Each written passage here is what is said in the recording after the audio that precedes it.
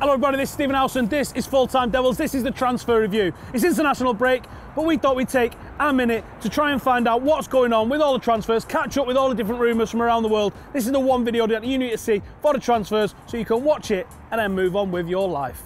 The first one that we're going to talk about today then is Gareth Bale. This is a name that has been linked with Manchester United way before he's moved to Real Madrid and then constantly since he's arrived at Real Madrid. Now the problem with the Gareth Bale transfer is that he's quite injury prone, isn't he? But I honestly think he's worth taking a gamble on. Has he played 2 in 3 games? Sweet, well, we've got a squad that can play the other third game that he can't play in every other week.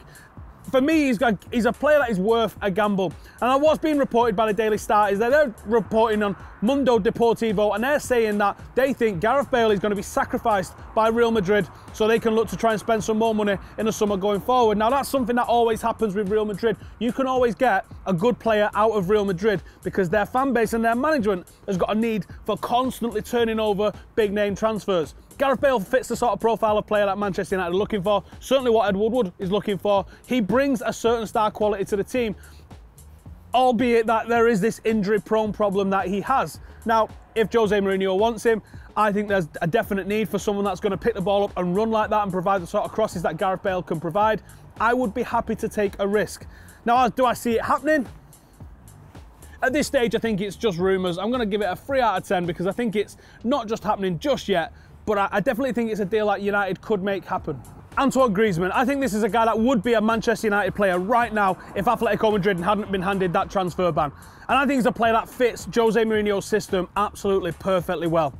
I went to see him in Bilbao a couple of weeks ago as Atletico Madrid played against Athletic Bilbao, and he was the one difference between the two teams. Defensively, in midfield, the rest of the attack was pretty identical, but he was the difference in the two teams. Instrumental in every single goal, scored an overhead goal, an overhead bicycle kick, which ended up being ruled out for offside, but he was the difference. And what you don't see when you watch him, when you see him on TV, that I honestly saw for the first time watching him with my own eyes, is his movement. It's his constant harrying across that attacking line. He's on the left, he's on the right, he's in the middle, he's ahead of the striker, he's behind the striker. He's constantly on the move all the time. And you think that, you look at that Atletico Madrid team and you try and imagine Griezmann running around if Lukaku was up front, with say Mkhitaryan in behind him, with Marshall on the left-hand side, and you think that's a seriously potent attack. Now the Metro part that I'm going to get to, let's face it, it's the Metro. It's the Metro in themselves, isn't it? And they're saying Lacazette reckons that he's asked Griezmann to come to Arsenal because they've got some crazy nicknames for each other. Greaser and Lacquer. Wow, where did he come up with this shit? Unbelievable. With banter like that, why would he want to go anywhere else? So if I have to give it a rating, I'm going to give it a 7 out of 10 because I think that it's a deal that Jose Mourinho would want to happen. I also think it's a deal that Manchester United should look to make to happen. And I think Griezmann would like to come to Manchester United as well, just based off what happened last summer. But this comes amongst the article where it's got Mundo Deportivo again being referenced by Sports Witness. And in this article, they're saying Barcelona's target is going to be Griezmann. The day before this article, it was Anthony Marshall, and we're going to get to that one in a little bit. But they're saying Griezmann is now Barcelona's target.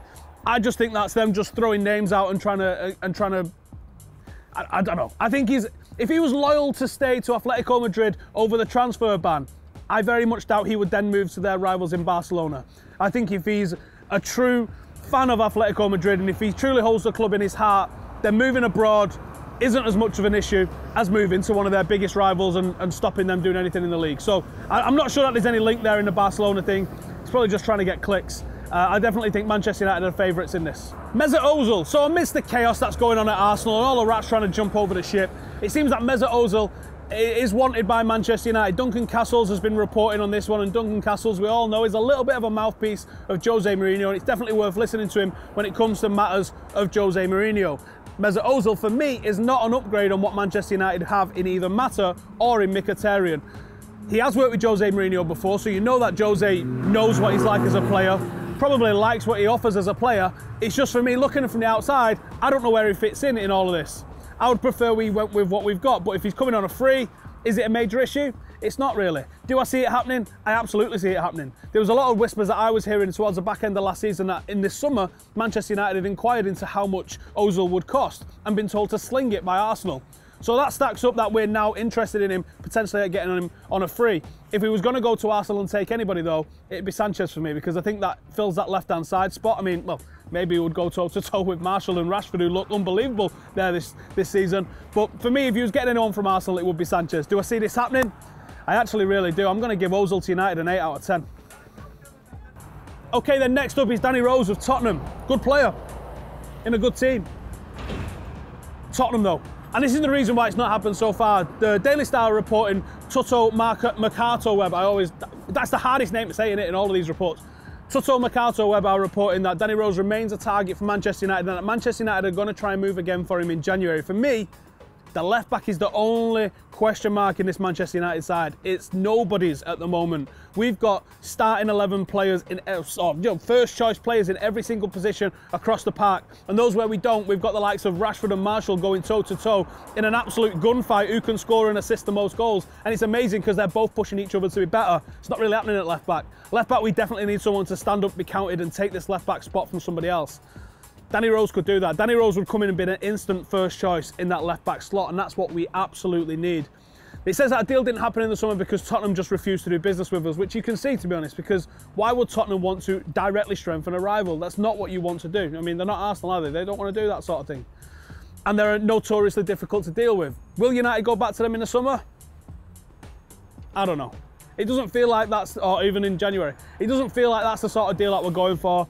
Tottenham will remain difficult to deal with unless they've got a reason to sell or line somebody else up.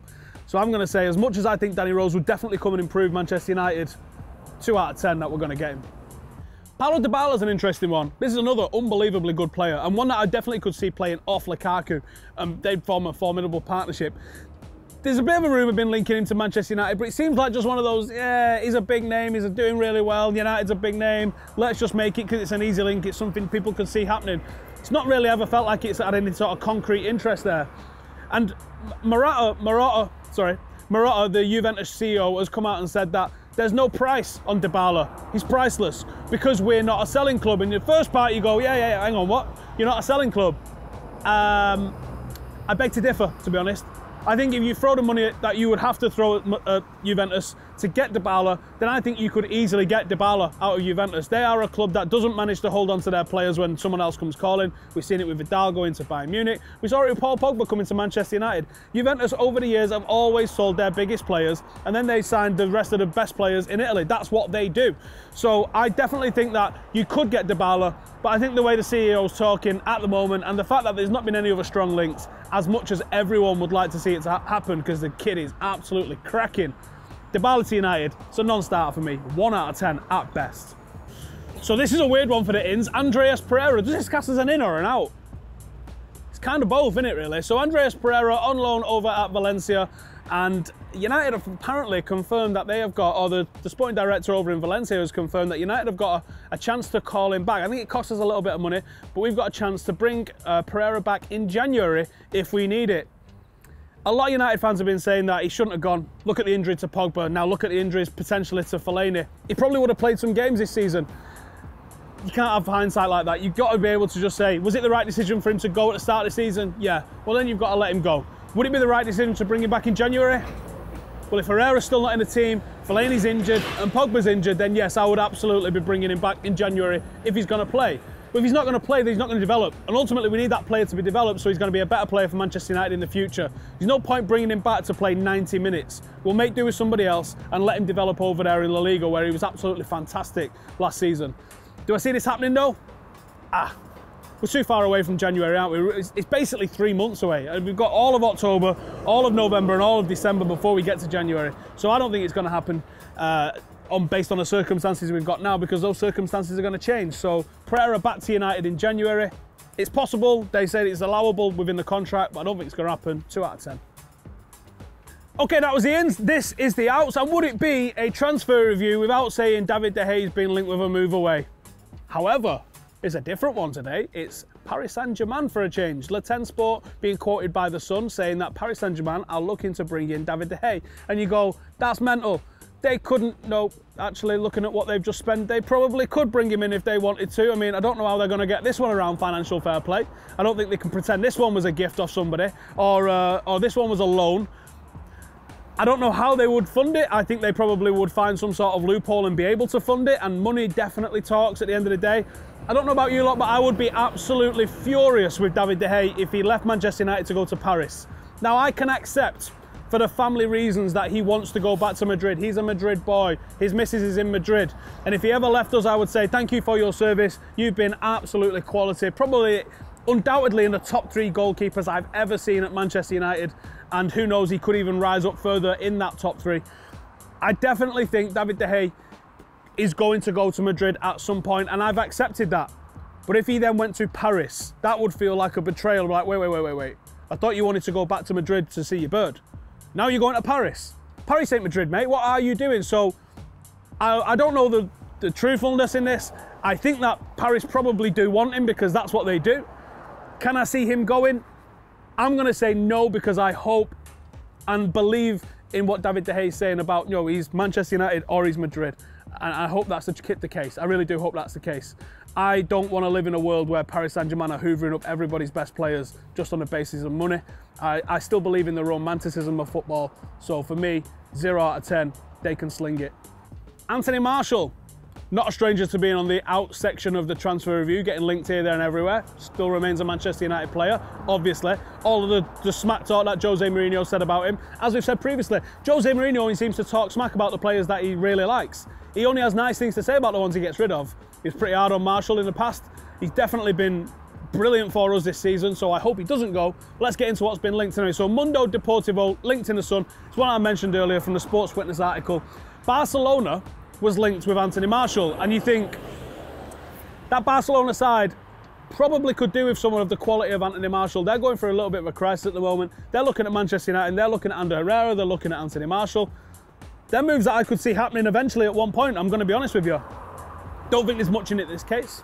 So I'm going to say not too much on the Barcelona Anthony Martial front just now. I reckon he probably needs to have a consistent season where he was the first choice at United before they'd be coming in and spending the sort of money that we would have to demand. It's got to be in the hundreds of millions. It's got to be like 150, 180, pushing 200 when you look at what's happened in this recent transfer market. And then you've got Arsenal. They're an absolute joke, aren't they? Arsenal have come out, or they've not come out, let's face it. The press have come out, and they're linking Anthony Martial to a move to Arsenal, which for starters is disrespectful to Anthony Martial.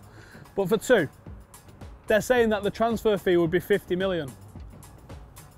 I'm going to let that just float around in your head for a minute while you think about that. 50 million for Anthony Martial? Didn't we pay that?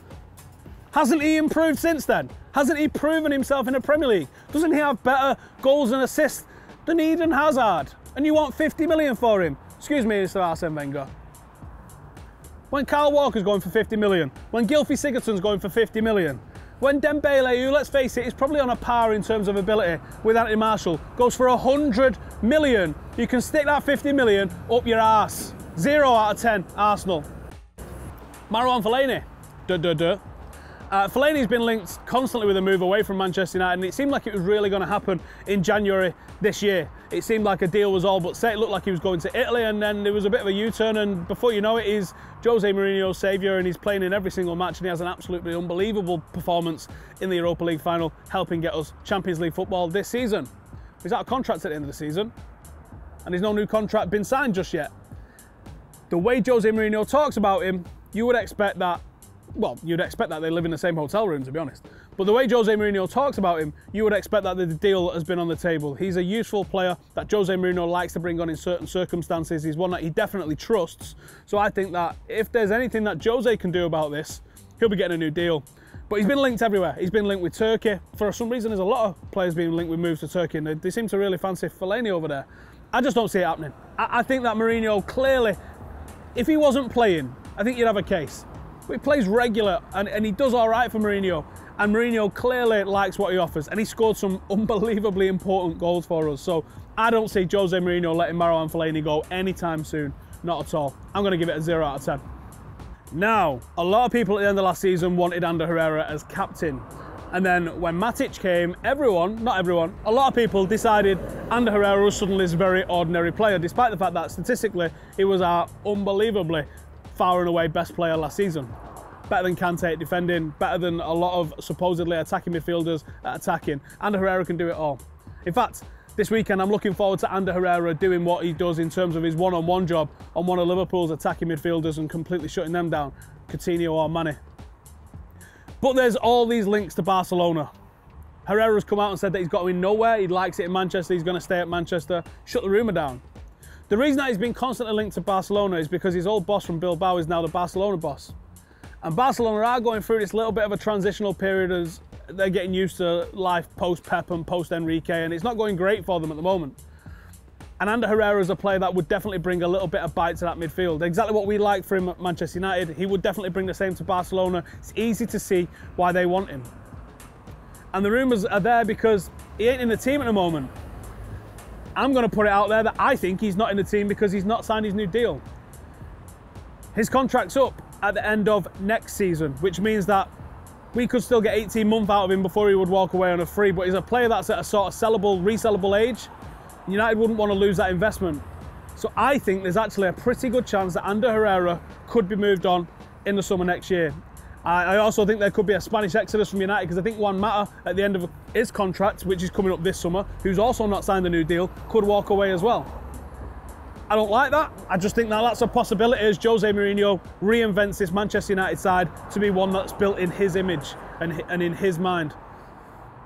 So if I had to rate Ander Herrera to leave Manchester United with Barcelona being a probable target, I'm sorry to say, I think it's a good 7 out of 10.